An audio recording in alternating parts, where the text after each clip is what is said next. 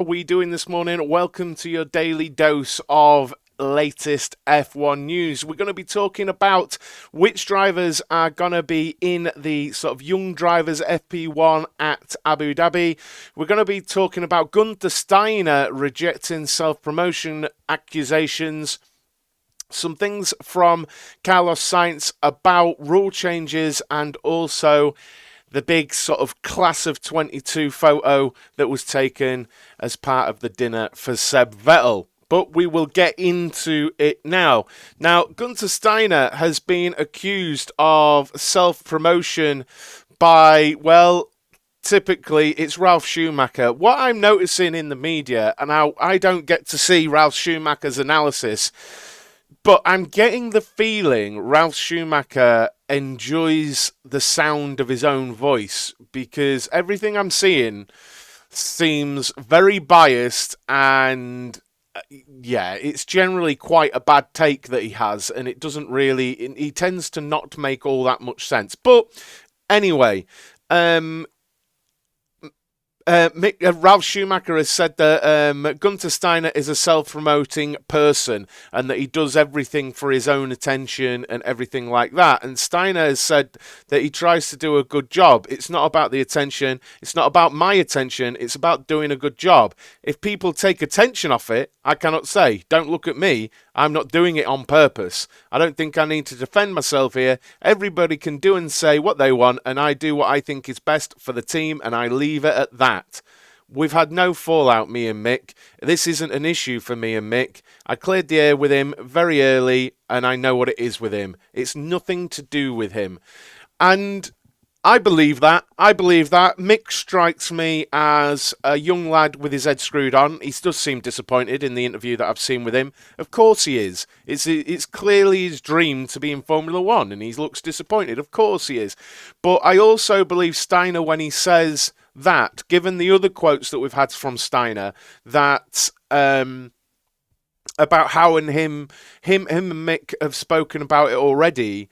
He was reasonably complimentary about Mick, and it's business, basically, is the long and short of what Steiner said. So I don't know who it is that Ralf Schumacher does his punditry for, but he really does seem biased, and yeah, he tends to have quite bad takes. I'll take Steiner's word on this. He seems a pretty matter-of-fact, blunt guy, does Steiner, doesn't he?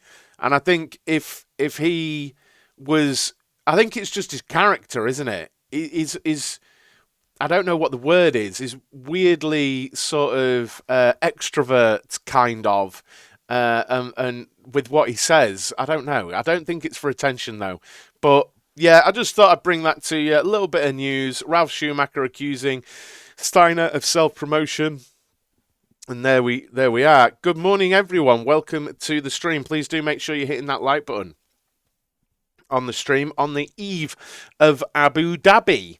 Abu Dhabi. Are we excited for Abu Dhabi? I am. I'm very excited. I think as well, probably potentially, I'm going to do a watch along for the Abu Dhabi Grand Prix on Sunday, closely followed by a driver rating stream just after. So I'll do the watch along, and then I'll do another stream for the driver ratings just after. So the two separate videos, basically. And yeah, so keep your eyes peeled for that, because I think I'm going to do it on Sunday, with the real risk of Rich crying because he doesn't want to see the end of Sebastian Vettel in Formula One. I'm not ready for that. I'm not mentally prepared. Now, I thought I would bring you this. I think it's lovely. I think this is lovely, and I really like this. I really like this whole situation there. This whole situation. Something that did make me chuckle. Now, I'm going to explain the circumstance in a moment, but well, not about this particular. But look in here. Right, look there. Can you see the drivers that drive for Ferrari? Why are they so unhappy? What's wrong, boys? They're the only ones not smart. I mean, look at Latifi. Latifi's like, I don't know what I'm doing here, but I'm going to be happy. What am I doing with this lot? But I'm happy. And there's Sonoda, look. there's Sonoda. Where's my mum and dad? Am I allowed out this late? You know, it's good stuff. But honestly, I'm not even gonna lie. I got sent this. Picture. I got sent this picture of about 6 or 7 different people, and it took me far too long to clock that was Bottas. I'm not gonna lie. I really do not understand how that is Bottas.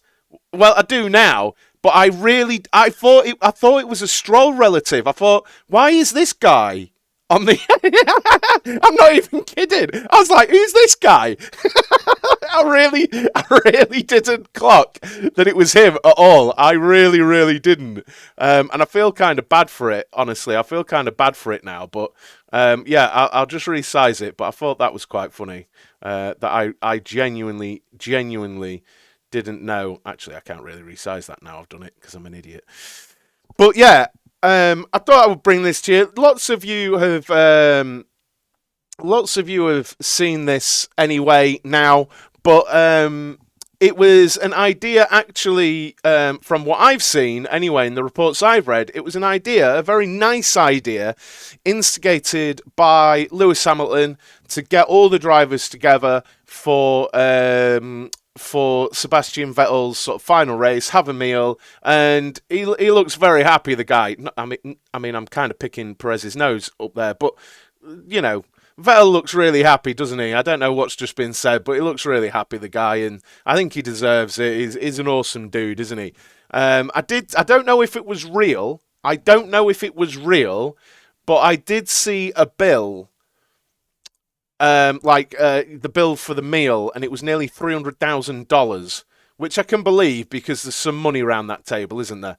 But I think that, you know, in all the drama and the silliness around Formula One, that's really nice and really like wholesome, isn't it? Like all of them together and stuff like that. I mean, you do see it. They do sort of have meals all together sometimes, but it's just I don't know. It's nice to see. Vettel was asked about how he'll feel come Sunday evening, and he said maybe I should ask Fernando. He's went through it already. He'll go through it again, I guess, at some point. But I feel okay. I mean, obviously, I guess after so many years and races, there's a routine of those days, but I think it's difficult in a way to grasp, but I'm aware of what's happening and I'm happy about it. So as far as I can be. One thing I did want to bring you, I don't know if Dan is still here. But Sebastian Vettel has hinted at the fact he'd like a go at rallying. Though he's very aware of the challenge that poses, he'd like a go at rallying. So that could be quite cool.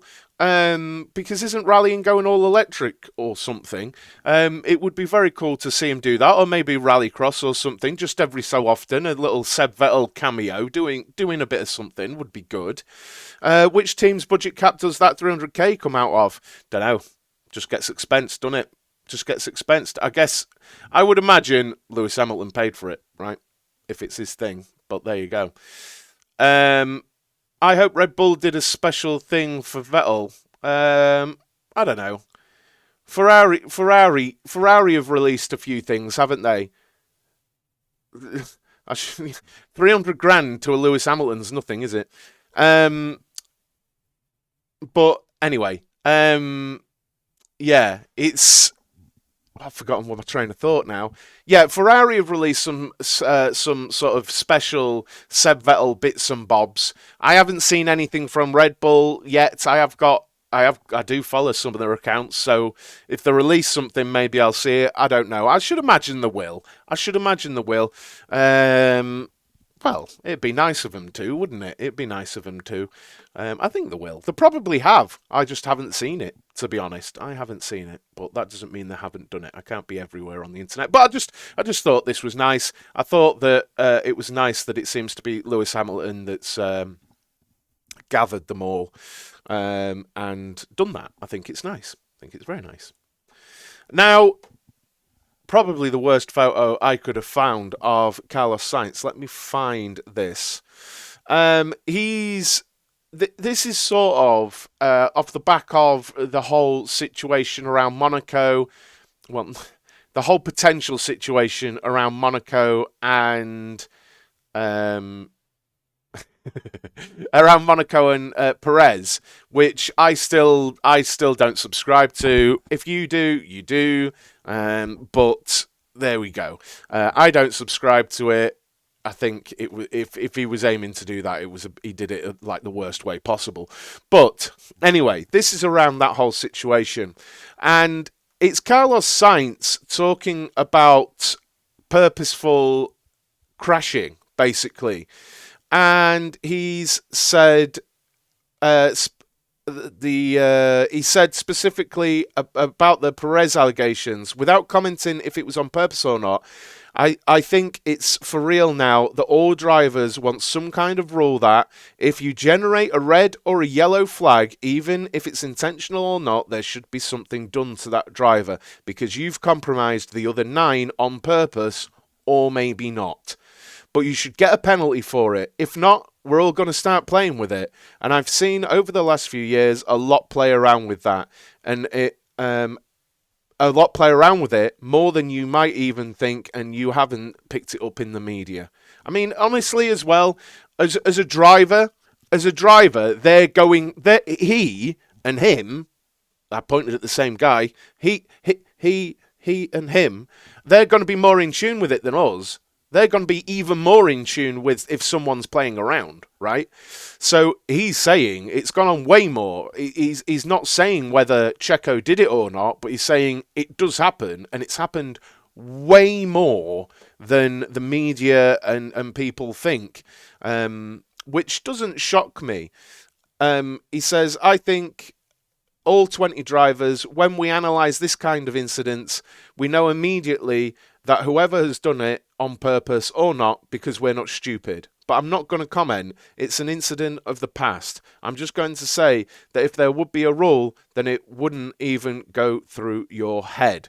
So I mean, people can take their own conclusions there. He is specifically saying he's not commenting on the Checo thing, which some will say, oh, he knows Checo did it. I don't think he really is just trying to not comment on that. But he is saying the drivers know when a driver has done it on purpose. But if there was a rule, the thought of doing it on purpose would never go through their head. So, and it is indeed, John did actually message me almost immediately when George Russell went off in Q3 in Brazil. So times are removed in your DQ from quali if you red flag it. Now, I'm on board with, I think I'd be on board with a rule that if you cause a red flag, you get your fastest time deleted. Now, a yellow flag, it's difficult. It's a difficult thing, isn't it? Cheers, Liam. Safe travels. It's a difficult thing with a yellow flag because, you know, you could have a Max Verstappen run wide at turn 3, and he literally has run wide, and to throw the yellows for it. If someone runs wide and slows down but then rejoins the track, is that a DQ or a time deletion thing? Because he almost certainly will have compromised people's laps, right, with a yellow flag on track. So for red flags, I completely agree. The yellow flags, it's a little bit more complex, isn't it, to sort that out and sort that mess out. What do you think, guys? Actually, you know what? Why not? Let's have a little poll. Let's have a little poll for you guys. Should a red flag in quali mean fastest lap deletion? Probably spelt that wrong, but whatever. Yes, no. Right, so that is, if you cause a red flag in qualifying, should that mean your fastest lap gets deleted? Should that mean your fastest lap gets deleted? There should be a vote in chat now, so do let me know what you think. Went on the grass, didn't that make a mess? Yes, but it was legit, wasn't it, Rob? That's the thing. Now, and the problem is, if you do it for yellow flags too, are you going to get the drivers pushing as much as they can? Do they do anything specific for yellow flags, John? Because I guess the rule is similar when like on a quali lap, is that if there's a yellow flag, a touring car driver has to show, they're not going full pelt, that they've slowed a little bit. I guess that's the same in touring car as well. Do they do anything about yellows, or is it just specifically red flags? Is it just specifically red flags? I'm on board with the red flag, though. I'm on board with a red flag call. I am on board with that. I think it makes sense, and it'll be interesting to see what the poll comes out at. Now, what we're going to talk about here now, not specifically him, but that is, of course, Logan Sargent, and we're not just going to speak about him, but we have 8 drivers taking part in free practice 1. So I was just going to run through real quick. Okay, yellow is caution, bad luck. Okay, specifically if you halt the session. Well, okay, I'm down with that. I'm down with that in F1. So just to bring this in, free practice 1 actually, I think, starts very shortly. Is it 10 o'clock? But free practice is 10, 1, 10, and then free practice 2 is 1 o'clock. Wait, the numbers are all over the place on what I'm looking at now.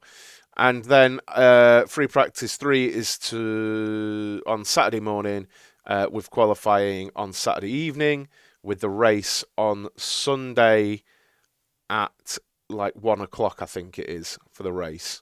So yeah, 10 o'clock is free practice 1, 1 o'clock is free practice 2. Free practice 3 is tomorrow at 10:30 a.m. UK time. This is qualifying is 2 p.m. and then the race is 1 p.m. on Sunday. But what I thought I would just run through, if I can find it again, has to be decided on the actual event. I don't think it does, though, Keith. I think they just do it blanket. I don't think it. I think once they bring the rule in, that's it. I think if you cause it, you cause it. Done. And I think, honestly, I mean, and I'd not considered that, but it wouldn't matter to me. If they just do the rule, just do it. Right, we have, well, for me, anyway, like, I realise that sounds harsh and not fair, but then again, it's not fair if someone blags it, so... I was just going to go through the young drivers that are taking part in free practice 1 this morning if you wanted to see these drivers. So for Red Bull, we have Liam Lawson taking the place of Max Verstappen. If it's mechanical, get out of the way.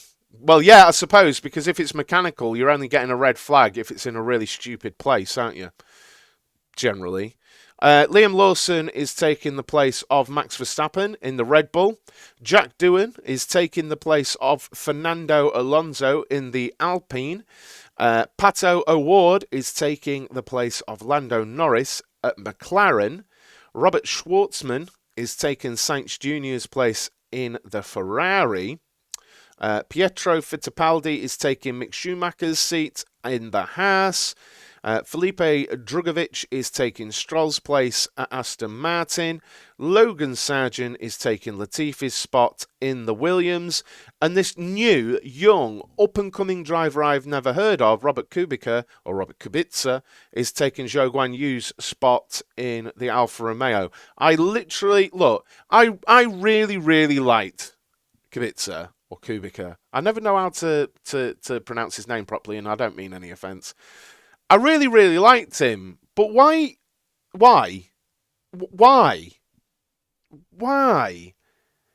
Does he bring a big chunk of cash for a couple of sessions a year? Is that what it is? Because you have a list of potentially the next big things in Formula One, and then you've got Kubica. You know what I mean? And it makes no sense. Make it make sense to me, guys. Make it make sense. I'm not being mean. I'm not being mean to the guy at all because I quite like him, but I don't understand why he keeps getting these sessions. Surely, like, what's his face? What's his name? Pacher. Pacher keeps getting linked with Alfa Romeo, so why not drop him in that seat? You know. Oh my God, John. Um. So out. It's his younger twin. Jackie Stewart is having a go in the Williams. Well, pretty much, Keith. You know, look, I am firmly on the train of. I honestly think Kubica would have been a world champion. He genuinely was special. He was pre his injury rallying. He was a very very special driver, and I think personally he would have been a world champion as well. I honestly feel that way. But where and what is the value of giving him this session? What is the value of giving him this session? You know, it doesn't make any sense, especially when you've got Théo Pourchaire being highly regarded by Alfa Romeo and Frederic Vasseur. It's Frederic Vasseur, isn't it? And they're talking about him like They really think he's going to be an Audi driver. It doesn't make any sense, does it? Yeah, I know Pascal, but I like to think there's more about it than money. Like, it doesn't really offer much. Now, I'd like to know who do you guys think is the pick of this bunch? So we've got Lawson, Doohan, O'Ward, Schwartzman, Fittipaldi, Drugovich, Kubica, and Sargent. Well, you've got a few names there, actually. O'Ward, Schwartzman, and Drugovich. Oh wow, we get spammers on here as well. Can we? How do I? Can I ban? Remove. Oh no. How do I get rid of them? Hide user on this channel. Bosh. We've made it. We've got spams. We've made it on YouTube. We've got a spammer. So, Doohan looks handy, and actually Doohan was doing some analysis on F1 TV last week, and I've got to say, he looks like a good kid as well. He looks like a good kid, does Doohan. But I'd say Schwartzman, Drugovich, and O'Ward out of those 8. I should have prepared a list for your screen, guys. I apologise. Sargent. I was looking at Sargent, you know, this is Sargent, if you've never seen him. I was looking at his racing history, and he's alright. But some of the drivers that, like, aren't in Formula 1 and the drivers that are in Formula 1, it doesn't make much sense to me. Like, it wouldn't shock me if Sargent is coming with a chunk of money behind him as well. Drugovich, just yes. Yeah, exactly. Schwartzman is potential. Yeah, I agree. I don't know what snatch means. What? Well, Lawson could have potential, indeed. Fittipaldi, I've never seen anything from to make me think he's any good. But then again, I don't like watch him driving all the time. So I'm just interested. Will anybody be watching FP1? You shouldn't be. You should be watching Pit Lane Sim Racing, where I'll be streaming. But will anybody be watching it? Interested in what O'Ward can do? Hasn't he already been in the car a few times, though, Pascal? Hasn't? I'm sure O'Ward's already been. Yeah, it's just a personal block, yeah.